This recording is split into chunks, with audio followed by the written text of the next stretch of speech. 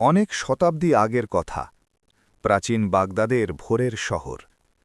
বাগদাদের অলিগলিতে এক অদ্ভুত দৃশ্য।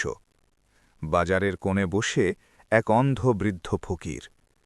ফকির হাত পেতে ভিক্ষা চাইছে, মুখে ক্লান্তি, চোখে গভীর যন্ত্রণা।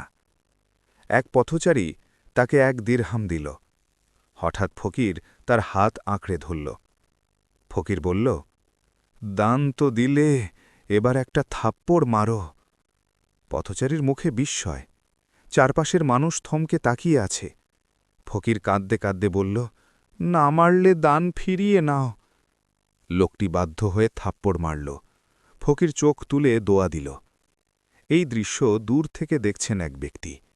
তিনি ছদ্মবেশে থাকা খলিফা হারুনুর রশিদ। খলিফা গভীর চিন্তায়। মানুষ নিজে অপমান চায় কেন? পরদিন রাজদরবার। সিপাহীরা অন্ধ ফকিরকে নিয়ে এল। নীরব দরবারে ফকির দাঁড়িয়ে। খলিফা শান্ত কণ্ঠে প্রশ্ন করলেন, তোমার নাম কি, আর কেন থাপ্পড় খাও? বৃদ্ধ বলল, আমার নাম আব্দুল্লাহ। আমি একসময় 80 উটের মালিক ছিলাম। দরবারে ফিসফাস। মরুভূমির সফর, উটের বিশাল কাফেলা। এক দরবেশের সঙ্গে সাক্ষাৎ। সরল পোশাক, শান্ত চোখ। গুপ্তধনের কথা শুনে আব্দুল্লার চোখে লোভ জ্বলে উঠল। 2টি কালো পাহাড়ের মাঝে গুপ্তভাণ্ডার খুলে গেল। সোনা, হীরা, রত্নের ঝলক। লোভে বুদ্ধি হারালো আব্দুল্লাহ। চুক্তি হল, 100 উট তার, 100 উট দরবেশের। কিন্তু একে একে আব্দুল্লাহ সব উট কেড়ে নিল। দরবেশ নীরবে সব দিয়ে দিলেন। লোভ আরও বেড়ে গেল। নজর পড়ল ছোট এক কৌটায়, দরবেশের পকেটে লুকানো। কৌটায় ছিল জিনের সুরমা। দরবেশ সাবধান করলেন, বাম চোখে গুপ্তধন দেখা যায়, ডান চোখে চির অন্ধত্ব। লোভে আব্দুল্লাহ কথা শুনল না। সে 2 চোখেই সুরমা চাইল। এই জায়গায় থামুন। লোভ মানুষকে কোথায় নিয়ে যায় বুঝতে পারছেন? এমন শিক্ষামূলক গল্প পেতে এখনই সাবস্ক্রাইব করুন। একটা ভুল পুরো জীবন বদলে দিতে পারে। ডান চোখে সুরমা পড়তেই সব আলো নিভে গেল। চারদিকে অন্ধকার।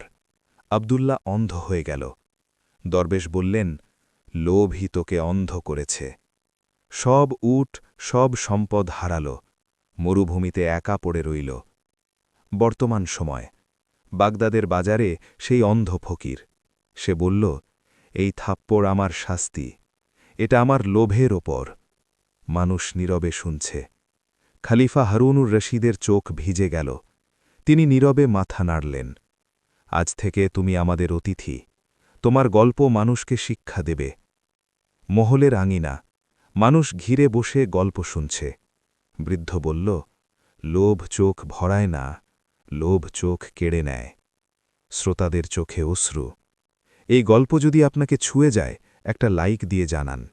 কমেন্টে লিখুন, লোভ না সন্তুষ্টি, কোনটা মানুষকে বাঁচায়? ভিডিওটি শেয়ার করুন, যাতে আরেকজন ভুল পথে না যায়। আব্দুল্লার চোখ ফেরেনি, কিন্তু তার গল্প হাজারো চোখ খুলে দিয়েছে।